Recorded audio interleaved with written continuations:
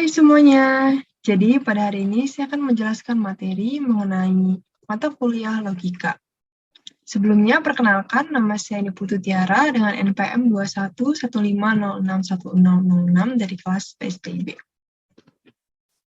Untuk materi pada kali ini, saya akan menjelaskan mengenai pengantar dan konsep dasar logika, pengantar logika proposisional dan tabel kebenaran, proposisi majemuk, pembuktian validitas argumen, penyederhanaan dan strategi pembalikan, tautologi, kontradiksi, kontingen, dan ekivalensi logis, serta tableau semantik. Materi yang pertama yaitu mengenai pengantar dan konsep dasar logika. Logika berasal dari bahasa Yunani logos yang berarti kata, ucapan, atau alasan. Menurut Dr. Andes Kolit Narbuko pada tahun 2007, logika adalah ilmu pengetahuan mengenai aturan, hukum-hukum, susunan, ataupun bentuk pikiran manusia yang dapat mengantarkan pada suatu kebenaran. Proposisi. Proposisi adalah suatu pernyataan yang bernilai true atau benar, atau false atau salah, tetapi tidak keduanya. Contoh, harimau memiliki 4 kaki. Nah, kalimat tersebut merupakan proposisi yang bernilai benar. Selanjutnya ada kalimat 90 lebih dari 21. Dan itu merupakan proposisi yang bernilai benar. Dan yang ketiga ada buah blueberry memiliki warna kuning. Kalimat tersebut merupakan proposisi yang bernilai salah. Dan yang terakhir ada kalimat tolong ambilkan air. Kalimat tersebut bukanlah proposisi, melainkan sebuah permintaan atau perintah. Karena pada kalimat yang keempat ini, pernyataan tersebut tidak bernilai benar ataupun tidak bernilai salah. Proposisi memiliki 4 bentuk, yaitu proposisi atomik, proposisi majemuk, implikasi, dan biimplikasi. Lalu materi yang kedua yaitu pengantar logika proposisional dan tabel kebenaran. Logika proposisional. Logika proposisi dikembangkan oleh ahli filsafat Yunani Aristoteles pada tahun 383 sampai 322 sebelum Masehi atau sekitar 2300 tahun yang lalu. Logika proposisional adalah logika yang memproses penarikan kesimpulan secara logis dari setiap proposisi yang ada. Proposisi terbagi menjadi 4 macam, yaitu proposisi atomik atau proposisi tunggal, di mana pada proposisi atomik, proposisi atau kalimat itu hanya memiliki satu premis. Sebagai contoh, terdapat premis P dengan kalimat ayah bekerja setiap hari, dan terdapat premis Q dengan kalimat atau pernyataan adik les matematika setiap weekend. Yang kedua, ada proposisi majemuk yang terdiri dari 2 atau lebih proposisi. Contoh dari proposisi majemuk itu ada konjungsi, disjungsi, ingkaran atau negasi, dan disjungsi eksklusif. Lalu yang ketiga ada implikasi dengan pernyataan yang biasa kita ketahui, implikasi yaitu jika P maka Q. Kemudian yang keempat ada biimplikasi atau yang biasa kita ketahui dengan kalimat atau pernyataan jika P dan hanya jika Q. Selanjutnya tabel kebenaran merupakan sebuah tabel yang menunjukkan nilai-nilai kebenaran dari setiap ekspresi logika yang ada. Nah, berikut ini merupakan beberapa contoh tabel kebenaran, yaitu konjungsi, di mana pada konjungsi pernyataan bernilai benar ketika kedua premisnya bernilai benar. Lalu ada disjungsi, di mana pada disjungsi kalimat akan bernilai benar ketika salah satu dari premisnya bernilai benar. Itu sudah cukup menjadi syarat untuk kalimat tersebut bernilai benar. Lalu ada disjungsi eksklusif, seperti yang kita lihat bahwa disjungsi eksklusif itu akan bernilai salah ketika kedua buah pernyataan memiliki nilai yang sama. Misal, premis P bernilai true dan premis Q bernilai true, maka disjungsi eksklusif dari P dan Q itu bernilai false. Lalu ada implikasi, di mana implikasi ini akan bernilai salah ketika kesimpulannya bernilai salah, dan akan bernilai benar ketika kedua buah pernyataannya memiliki nilai yang sama. Misalnya jika P dan Q bernilai benar, maka implikasi dari P dan Q juga bernilai benar, dan ketika P dan Q bernilai salah, maka implikasi dari P dan Q itu bernilai benar juga. Lalu ada biimplikasi. Biimplikasi itu akan bernilai benar ketika kedua buah pernyataan memiliki nilai kebenaran yang sama. Biimplikasi ini bisa kita lihat bahwa merupakan kebalikan dari disjungsi eksklusif. Untuk menentukan jumlah baris atau interpretasi pada tabel kebenaran, kita dapat menggunakan rumus 2 pangkat N, di mana N adalah banyaknya premis yang ada. Misalkan, di sini terdapat 2 buah premis, yaitu ibu pergi ke pasar dan adik pergi ke sekolah. Maka jumlah baris dari tabel kebenarannya adalah 2 pangkat N, atau 2 pangkat 2 sama dengan 4. Lalu contoh yang kedua, itu terdapat 3 premis, yaitu ibu pergi ke pasar, adik pergi ke sekolah, dan ayah pergi ke kantor. Maka jumlah barisnya adalah 2 pangkat N atau sama dengan 2 pangkat 3 sama dengan 8. Yang ketiga ada proposisi majemuk. Proposisi majemuk adalah proposisi yang terdiri dari beberapa proposisi tunggal yang dihubungkan dengan perangkai logika. Nah, di bawah ini merupakan tabel dari simbol perangkai dan nama perangkai logika yang ada. Yang pertama ada negasi. Negasi itu merupakan ingkaran atau lawan dari premis. Selanjutnya ada konjungsi, disjungsi, disjungsi eksklusif. Dan yang keempat ada pembuktian validitas argumen. Pembuktian validitas ekspresi logika dari suatu argumen dapat dilakukan dengan menggunakan tabel kebenaran dan aturan penarikan kesimpulan. Argumen valid jika implikasi dari premis-premisnya terhadap konklusinya merupakan suatu tautologi. Sedangkan argumen dikatakan invalid jika semua hipotesa benar tapi kesimpulannya salah. Nah, ini merupakan contoh tabel kebenaran dari sebuah argumen yang valid dan merupakan sebuah tautologi. Nah, tautologi ini merupakan sebuah keadaan di mana setiap ekspresi logika itu bernilai benar. Pada bagian tabel bagian akhir ini, semua ekspresi logika ketika kita satukan, itu dia akan bernilai benar. Itu disebut tautologi. Selanjutnya adalah aturan penaikan kesimpulan yang dapat menggunakan aturan interferensi. Nah, di sini kita dapat melihat bahwa terdapat 8 aturan interferensi yang dapat kita gunakan dalam menggunakan metode aturan penaikan kesimpulan.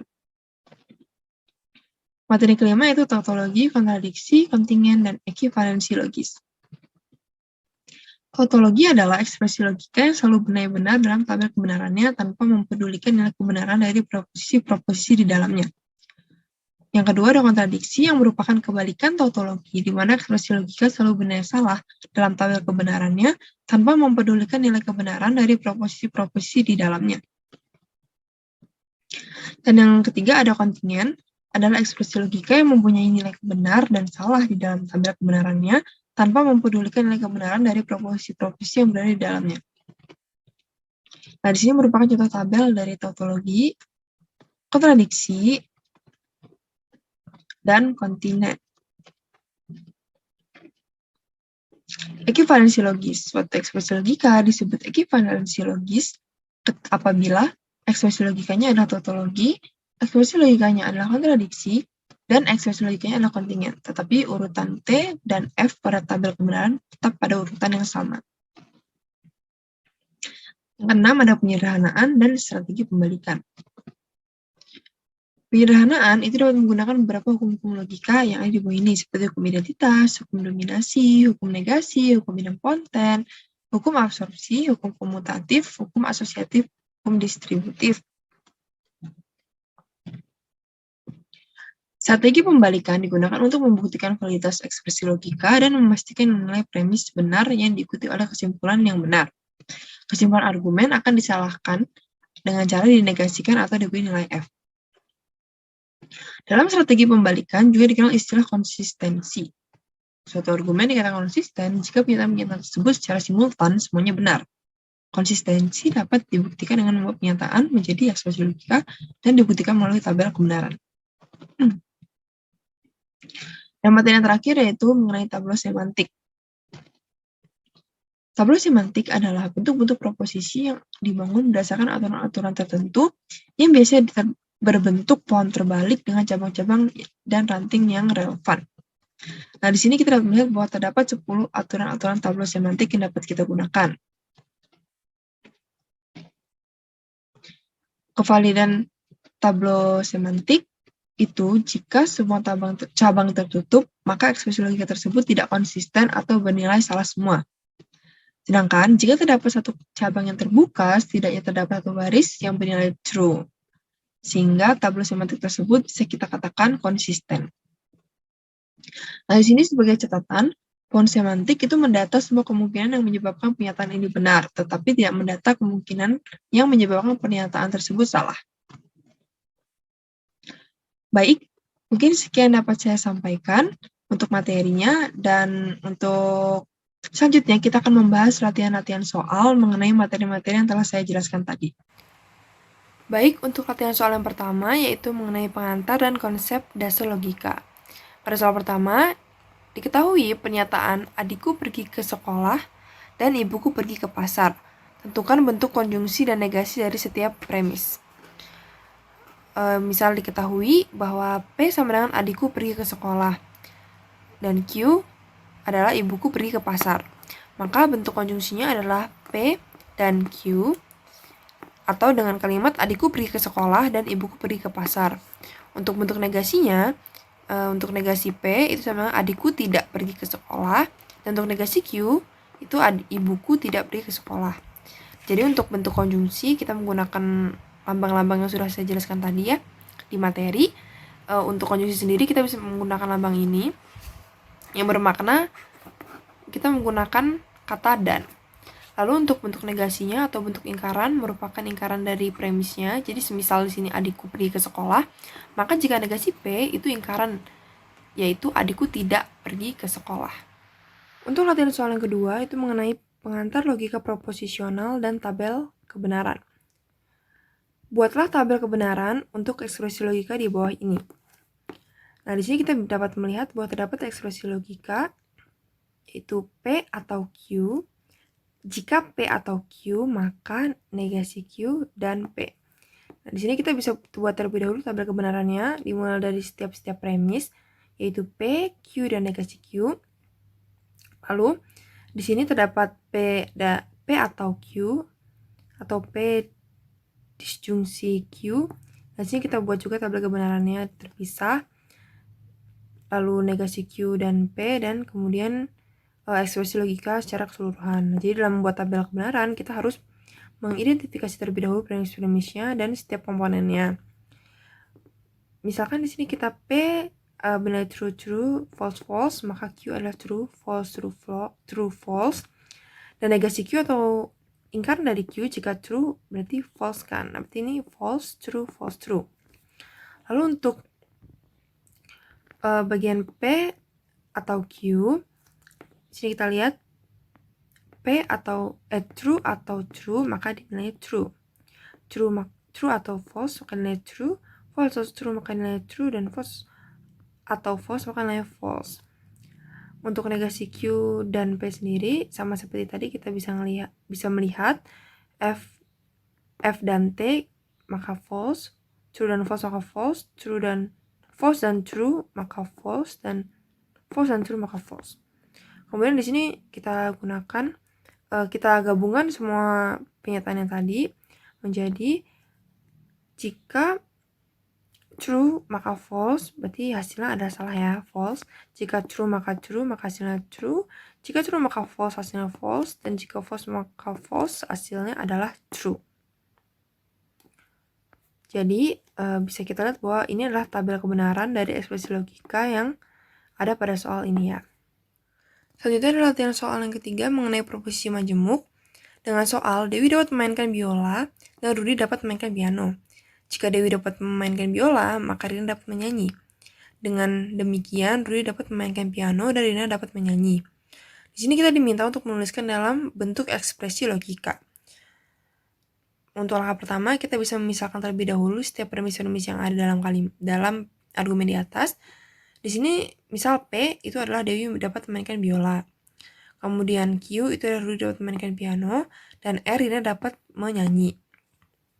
Maka bentuk ekspresi logika yang tepat kita identifikasi kembali pada soal. Di sini terdapat kalimat Dewi dapat memainkan biola dan Rudi dapat memainkan piano. Berarti di sini kita bisa menuliskan P dan Q. Untuk kalimat selanjutnya, jika Dewi dapat memainkan biola, maka Rina dapat menyanyi. Berarti di sini kita tulis ekspresi logikanya P, jika P maka R. Jika P maka R. Lalu untuk kesimpulan, dengan demikian Rudi dapat memainkan piano dan Rina dapat menyanyi, atau Q dan R. Nah, untuk setiap kalimat ini perlu kita lihat bahwa dalam menggabungkan setiap kalimat-kalimat yang ada, kita menggunakan konjungsi.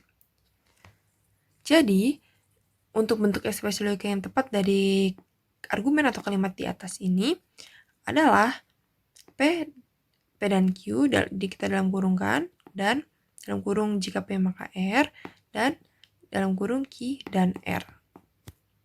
Baik, selanjutnya adalah soal nomor 4 mengenai pembuktian validitas argumen. Di sini kita diminta untuk membuktikan validitas dari ekspresi berikut, yaitu P jika P dan Q, maka Q dan P. Nah, di sini kita bisa lihat pada tabel kebenaran, pada bagian kolom P itu true, true, false, false, kolom Q true, false, true, false, P dan Q. Jika true maka true, true, jika true maka false, false, jika false maka true, false dan true, false, false dan false, false.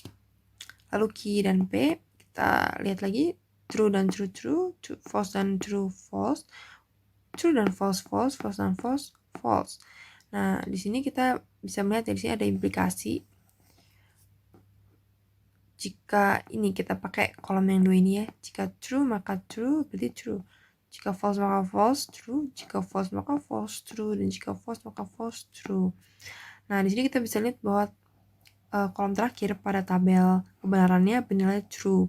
Berarti ekspresi ini memiliki nilai tautologi, di mana semua pernyataan-pernyataan itu bernilai benar. Berarti jadi jika ekspresi tersebut memiliki nilai tautologi, ekspresi tersebut merupakan ekspresi yang valid atau argumen yang valid. Selanjutnya adalah latihan soal nomor 5 mengenai penyederhanaan dan strategi pembalikan. Di sini kita diminta untuk menyederhanakan ekspresi logika berikut. Jika P maka dalam kurung jika Q maka P. Nah, di sini langkah pertamanya dalam proses penyederhanaan ini kita diminta kan tadi untuk membuktikan ekspresi logika berikut ini. Nah, di sini kita ekivalensikan atau kita sama dengan kan bahwa jika P maka negasi Q atau P. Nah, jadi yang bagian Q, jika Q maka P ini kita sederhanakan terlebih dahulu atau kita ubah terlebih dahulu yang menjadi bentuk seperti ini. Lalu dengan sifat yang ada, kita juga bisa mengubah untuk kalimat depannya ini negasi P atau dalam kurung negasi Q atau P. Nah, jadi kita bisa tuliskan lagi bahwa ekivalen dengan negasi P atau negasi Q. Jadi untuk P-nya saya balik ya di sini. Saya tukar posisinya dengan negasi Q. Nah, di sini dari bentuk ini kita bisa menggunakan hukum asosiatif. Nah, di mana jika dalam kurung jika terdapat perubahan dalam kurung ini itu tetap memiliki nilai yang sama, itu merupakan hukum asosiatif. Kemudian untuk negasi P atau P ini bernilai 1 dan negasi Q. Nah, dengan menggunakan hukum negasi kita dapatkan nilai 1. Seperti itu. Jadi di sini bentuk sederhana dari ekspresi logika jika P maka dalam kurung Q, jika Q maka P adalah 1 atau true. Selanjutnya latihan soal nomor 6 mengenai tautologi, kontradiksi, ekuivalensi, logis, dan juga kontingen atau kontinen. Pada soal diketahui bahwa terdapat ekspresi logika Q dan dalam kurung P dan negasi Q. Nah, di sini kita diminta untuk menentukan jenis posisi majemuknya. Baik, yang pertama kita dapat membuat tabel kebenaran terlebih dahulu. Seperti yang tadi sudah saya jelaskan pada soal-soal berikutnya, bahwa di sini kita harus memisahkan terlebih dahulu komponen-komponen juga premisnya dalam setiap tabel kebenaran.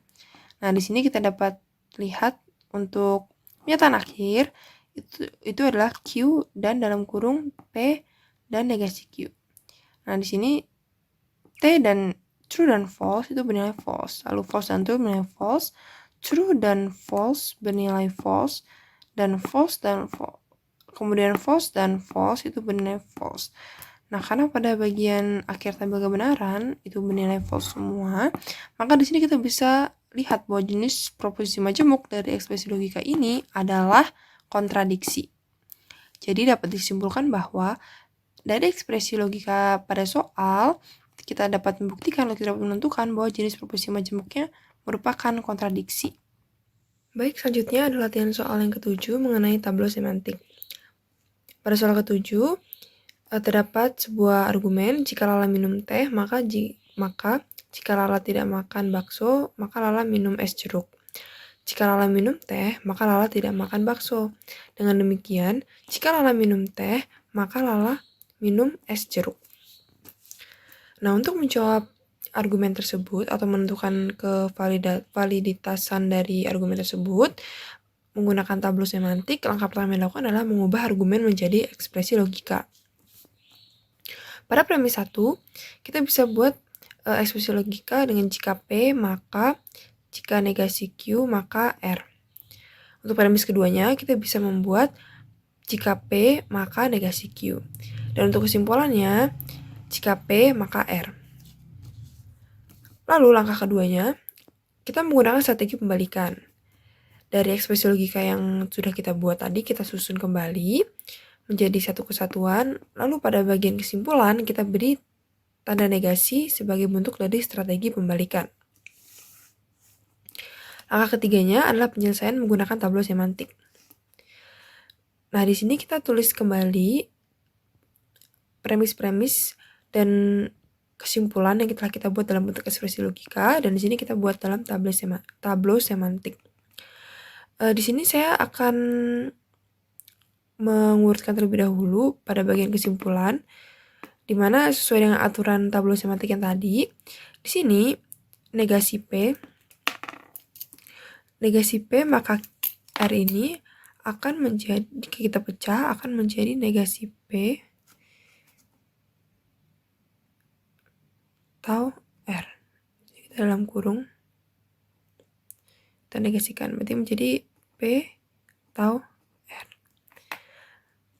P dan R, P dan negasi R. Karena di sini negasi ini ketemu atau ya, jadi berbalik. Nah, sesuai dengan sifat tableau semantik yang tadi, maka kita menuliskan ekspresi ini menjadi turun seperti ini, yang berarti bahwa nilainya adalah setara. Kemudian kita lanjutkan untuk membandingkan dengan ekspresi logika yang kedua. Nah, di sini kita bisa melihat bahwa pada sisi kirinya atau pada ranting kirinya ini ekspresinya tertutup karena negasi P ini bertemu dengan P yang ini, sehingga ketika negasi P bertemu dengan P atau ketika suatu negasi argumen bertemu dengan argumennya, maka tableau semantiknya akan tertutup.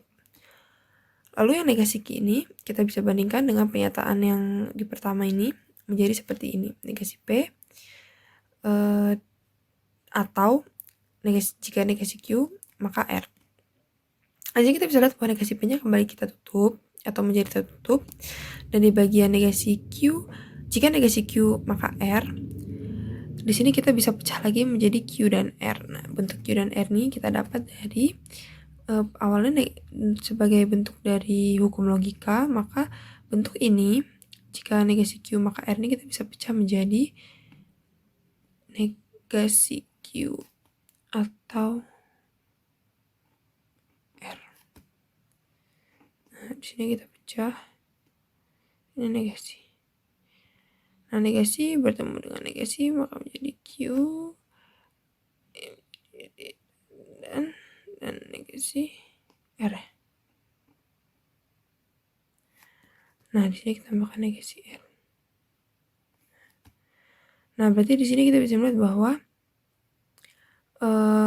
tableau semantik ini tertutup. Jadi karena semuanya tertutup, di sini kita dapat simpulkan bahwa argumennya tidak konsisten. Tapi argumennya menjadi valid akibat dari strategi pembalikan. Meskipun di sini tertutup, karena kita menggunakan strategi pembalikan, berarti setidaknya di sini terdapat argumen yang valid. Seperti itu. Jadi kesimpulannya bahwa argumen tidak konsisten, tetapi argumennya menjadi valid akibat dari strategi pembalikan.